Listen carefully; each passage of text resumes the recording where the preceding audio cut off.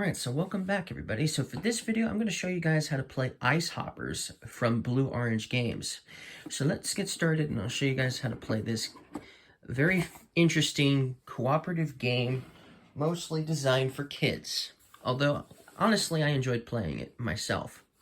And, even though I only played it once, I still lost. So the object of the game is to get these penguins to this iceberg shelf here, okay? The game will end one of two ways. Either you'll get all 4 of your penguins here, which means you've won the game, or all of the tiles that are in this cloth bag here have been removed. If they've all been removed from here, then it's game over, and you didn't manage to get all of your penguins back in time, okay? So now there's basically 3 actions you can do on your turn, and even though each of these penguins have a little bit of different looks to them, you're not necessarily one particular penguin when you're playing this game, okay? So anyways, the first thing you're going to do on your turn is you're going to grab a tile from the bag, okay? And there's 3 basically different types of tiles of all shapes and sizes in this cloth bag, okay? You're going to then slide it in on one of the 2 sides of this iceberg shelf. It'll either slide in here, for instance, or it'll slide in over here, for instance. There is a little thing here in the middle that is part of this, so you can't like slide it in certain ways. So you'll have to slide it in just so. So let's say I decide to slide it in this side. When you slide it in, you have to slide it in all of the way until pretty much there's nothing here sticking out. Now, the object, obviously, is to get these penguins over here.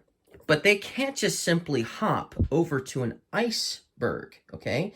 They have to be able, or one of these chunks anyways, that has to be touching the other chunks. In setup, though, none of the icebergs are touching.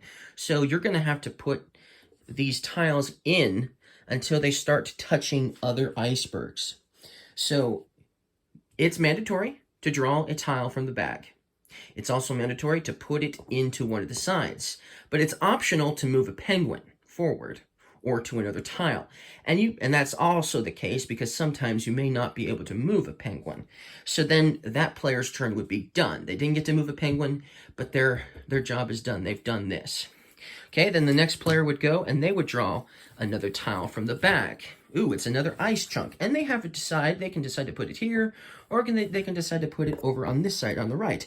But let's say that they're going to put it over here, pushing these even further. Now, if a penguin is to fall off of the box, that which can happen, so if these penguins fall off the box, after you're done pushing everything forward, you'll put the penguin that fell off the box on the very farthest tile it can possibly be. It's also important to try to keep the penguins at the front of these tiles or towards the center, because if they're in the farther edge and the edges are starting to come off, then most likely they'll fall off even sooner.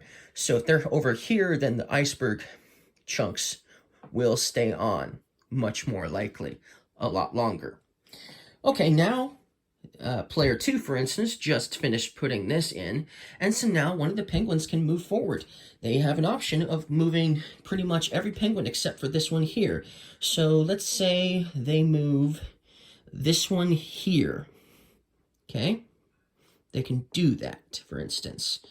Okay, now when you move a penguin forward, it can never move onto a chunk with another penguin. So make note of that some of these penguins will be stuck further for a lot longer than the other ones because, you know, of that reasoning. Now, whenever I'm going to use this as a demonstration, but whenever a penguin is going to move onto an icy chunk, because this is ice, it will actually perform a slide, and it can slide onto the next tile. Now, if it's multiple ice chunks connected, it will continue to slide until it reaches one of these white ones. Another thing that will happen is if you do manage to get a penguin from here to here onto a chunk that is actually technically under part of this shelf here, it automatically will move to safety. So you don't have to waste another action, waste another turn getting it to this ice shelf. It automatically moves on. So that's basically how you play the game. That's the basic rules of how to play. Now, there is a variant you can add.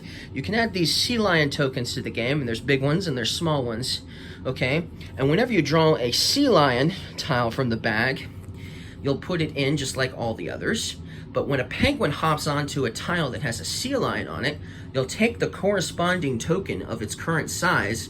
So if it's a big one, you'll take the big one. If it's a baby one, you'll take a baby one. Obviously, this is a big one, though. And you'll slide it in after the fact as well. So then these will go in as well. And they will sort of block you from, you know, potential... They'll sort of block you from potentially getting around. Because if this was in between, you know, for instance, that, a penguin couldn't hop onto here, then to here, for instance, because this is water. So it will definitely make it more difficult and more challenging for sure. But basically, that's how you play this game. That's basically how you play Ice Hoppers. So if you guys liked my explanation of how to play this game, don't forget to leave me a like, and I'll see you guys again next time. Bye.